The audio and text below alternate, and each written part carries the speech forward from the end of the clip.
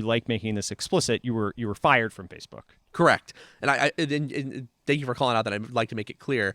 I'm not trying to make myself overly victimized here, but there's so many times where executives are pushed out of their own companies, and then everyone agrees to play by the rules. I mean, you've seen this. Totally. They've decided to spend more time with their family. VCs They're the same way, by excited the to way. move on to the next great adventure. Yeah, same thing. VCs are excited to get back to operating or go spend time with their families. There we It's go. like, yeah, get back to operating. Yeah, that's a good one. Yeah. That's It's a like, real good oh, one. well, eight straight years of zeros on investments, and now you're ready to go back to operating. Yeah, exactly. Yeah, and so I think that is not a healthy thing. I think it's not a productive thing. I would like to see the industry be more honest about this, if only because it minimizes we all hear about the successful acquisitions. We all hear about the ones that go well and how they made the money and how it's great. But then the other side of it, the part where they potentially are getting forced out of their companies, where control is seized beyond the limits of what was agreed, those parts often get smoothed over by the corporate messaging. And the problem is then future people deciding what they're going to do with their company only see that positive side. And they don't understand. They don't have the real world experience to know that things don't always or even often go that way. So I think it's productive for people to see both sides of the coin. The Oculus story, one of the things that I was most worried about is it would be taken as very much a success story of mine, where it was like, I did this thing, I built this company, I sold it, it went great for me, and then I moved on to my next great adventure. I would hope that people could learn something from not just the good parts of what happened, but the bad. You also, I mean, you have this very pragmatic view in a lot of ways, and it's a dichotomy, I think, in some where you've said, like, it still fills you with rage to this day, right? It's true. Of like what happened, but also you have this, in some ways, peace that I've heard you talk about like, hey, ultimately what I care about is the VR industry becoming what it is, and it's in good hands for doing that. And That's so right. I can't let my personal views of what happened to me get in the way of like the mission that I actually wanted to support, or like, hey, I actually believe in the system at which people can maybe not be fired for political views, but I believe in the system at which at-will employment exists. That's something that I believe in, and so I actually think that I have a right to be fired for my company if they give me a few $1 billion, right? Absolutely. And I mean, I've had to make this clear to people. They say, I can't believe that you were fired for your political views. And actually, I'll go even further. It's not just at-will employment. Like, this is not legal. I'm not saying that I break the law here, just as a disclaimer for whoever's listening. Yeah. But I actually think you should, in certain situations, be able to fire someone there for their political views. Imagine that I work at, I work at Citibank, and we hire as an executive somebody who comes in, and then shortly after hiring them, they are publicly out on the record as saying, my life's work is to dismantle central banking and the capitalist apparatus. It is a moral imperative that I return the world to the people and that we nationalize all banking and industry. That's very much a political belief. Yeah. And I think it would be fair for Citibank to say, I think Citibank is not the right place for you. Yeah. I think you should go somewhere else. But to the letter of the law, you would have to continue to employ that person and allow them to be out there, using their Citibank job as a platform to get recognition and say things that are fundamentally opposed, not just to what Citibank is doing, but what the entire industry that you're operating in is doing. And you couldn't possibly be an effective executive in that situation. And so that's one of the things I kind of wish that it was legal for Facebook to just say, yeah, we fired him for his politics. He didn't fit in. We didn't like what he was doing, so we got rid of him. Instead, you have to make these ridiculous constructs where, like, if you ask them, was Palmer's politics any part of why he was fired? They have to insist. Not only was it not why he was fired, we didn't even consider it. It wasn't even part of our thought process. It's like saying that the sky is green, especially if you see the contemporary evidence. Like if you've read some of the stuff from the time, like, it's extraordinarily obvious that it was, at least in some part, motivated by politics. But instead, everyone has to lie. Everyone has to say these nonsensical statements and argue that they're telling the truth.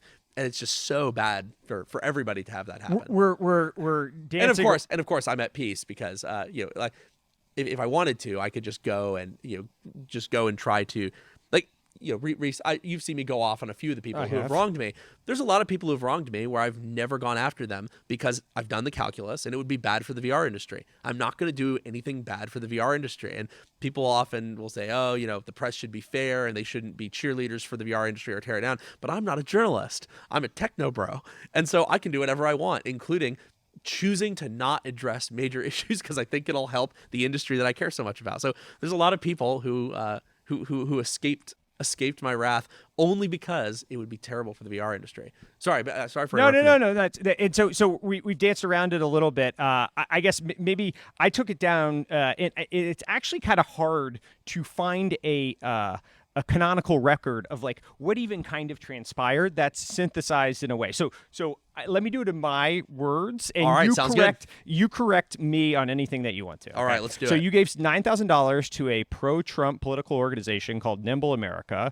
It was a self-described social welfare 501c4 nonprofit. That's right. With a goal to shitpost for Donald Trump it was for a broad set of candidates against Hillary Clinton, I guess, theoretically, because that's the structure of the 501c4 or whatever, but like for Donald Trump. And the specifically to bring shit posting to the real world was I think the quote there. Got it. People always they quote shit post out of there, and then they say, oh, that means that he was trying to flood the internet with memes and posts. Like, well, no, actually, in fact, they explicitly were saying it's shit posting, but not in that venue. Yes, exactly. which was very frustrating for me at the time. And so the distinction you're drawing is like not just doing digital ads of shit posts and well, it's not even just doing digital ads. All they did was run a physical billboard. I was going to get there. One, and so that was the distinction you were drawing was so ultimately what happened. And in the description of the organization, they're making that distinction. Yeah, got it. If you were doing it on the internet, you would just be a shit posting organization. Yeah, you just wouldn't say our goal is to bring shit posting into real life. Yep. And so there was one billboard that was run. It said "Too big to jail" for Hillary Clinton. Yeah, it was a picture of Hillary Clinton alongside the text "Too big to jail." Too big to jail. And so there was one billboard that referring at the time to at the time that it came out. This was when there was a lot of controversy about handling of classified material and whether or not she was being treated the way that other people had been treated by the legal system for handling data in similar ways. And so how it came to be is interesting for journalists, journalistic integrity and all that you were ultimately tied up in all this. And I think that's a interesting thing if people really care about how it came to be. But you did not, your original intention wasn't to be public with this, right? No. It was the founders, I think, of the sub forum not or even the subreddit. founders. They just used to be moderators of the. Yeah, that's the thing. They weren't even moderators. They at one point were moderators of the subreddit for like the de facto subreddit for the Trump campaign, which has ultimately got banned by Reddit. And I don't even really know years later, 2020, I think. And some of the stuff that at least the Daily Beast article that was the big one that broke out said was to become maybe it was a moderator. It said, is there a difference between white nationalism and white supremacy? Was 9/11 an inside job? So the interesting thing there, you're right. They mentioned, oh, it's this horrible place. For example, they ask you had to answer if 9/11 was an inside job, but they don't say what the right answer was. And the thing is, those questions, they imply that you basically had to be a crazy conspiracy nutter in order to even be allowed in. It was actually the opposite. They implemented those questions to keep out all of the nutters that were trying to become moderators. Like if you said 9/11 was an inside job, you were not allowed to become a moderator. They basically said, okay, yeah, that's like, if you think that the U.S. government did this, you should not be moderating this political forum for a current U.S. president. And so that was the actual really interesting thing, is how they actually completely flipped it by acting like you had to answer one way, and in fact it was the other way. They were trying to filter out exactly the people they're implying they were. That's interesting. And so and obviously there was a period of time at which it was popular, and then it branched off, and there were different ties to different groups and all that. But so this ultimately came out through some very weird series of events that Daily Beast, it seems like, didn't respect journalistic integrity behind, verifying things off the record. That's right. Was at least the way. Well, they confirmed in writing that it would be off the record. Yeah. And then later, when I pointed that out, the editor said, "Oh no! While you were on the phone, you confirmed that it would be on the record." Yeah. It's like wait. That's not how That's not how any of this works. Sure. Yeah. Why would I have done such a thing? That's what. Yeah. It's actually the Occam's razor of this situation is like, why would that have been how you would want to reveal, in this big breaking thing? It just, whatever. It doesn't and make any people sense. do make mistakes being on the record, off the record. I mean, it happens, especially when they're not familiar with the rules. Yes. Or journalism. Remember,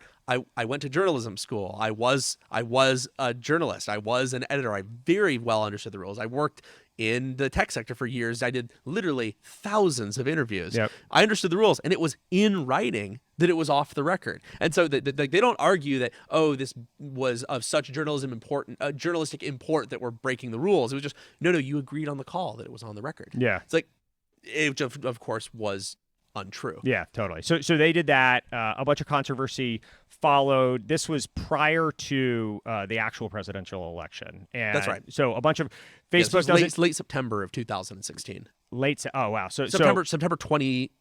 Okay, got it. And so you're asked to take a leave of absence as this shitstorm is brewing. People are internally within Facebook signing different things, and game studios are saying like, we might not work with Facebook. So actually, that's another bit of misinformation. There were a lot of headlines that said game studios are dropping support for Oculus until they remove Palmer Luckey. So there were 3 companies that said on their Twitter that they were not going to work with Oculus until the situation resolved. They didn't actually say that they needed to fire me.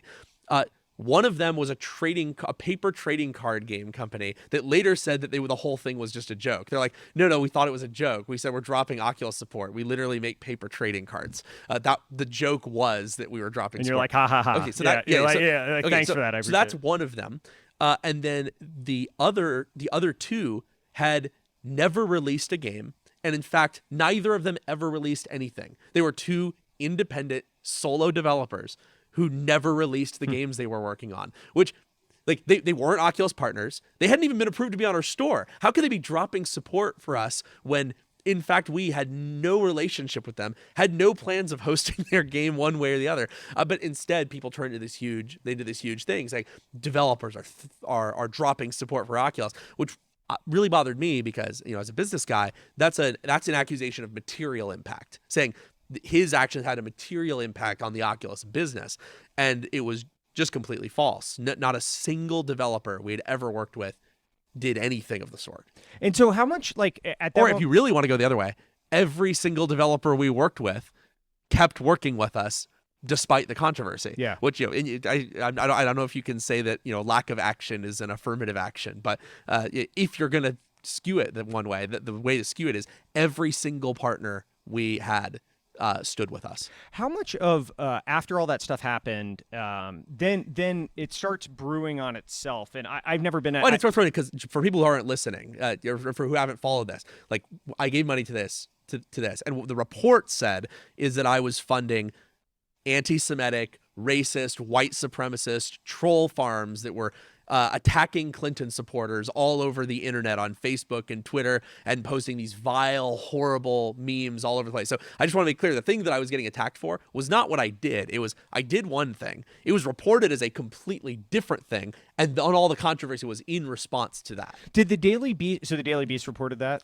So that's actually the other interesting thing. The Daily Beast did not report any of these things. Now, what they did is they did like what I talked about earlier, where they implied that you had to support white nationalism in order to be involved. They implied you had to think 9/11 was an inside theory, but they didn't actually explicitly say it. They just did it so that any reasonable person would read it and assume much worse.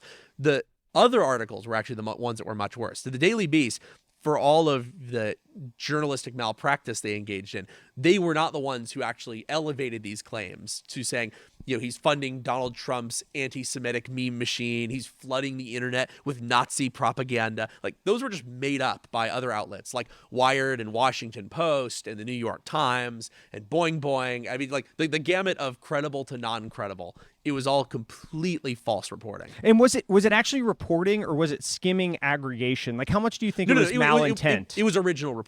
Of course, everything's just aggregation. Sure. But no, these were this wasn't just like they posted a link. It was all 5+ paragraph articles putting their own spin on what had happened, reporting mostly what people on Twitter were saying about it as if it was fact. And it was it's hard to stress this without sounding like a nutter. But like the claims they were reporting had no sourcing, were totally untrue.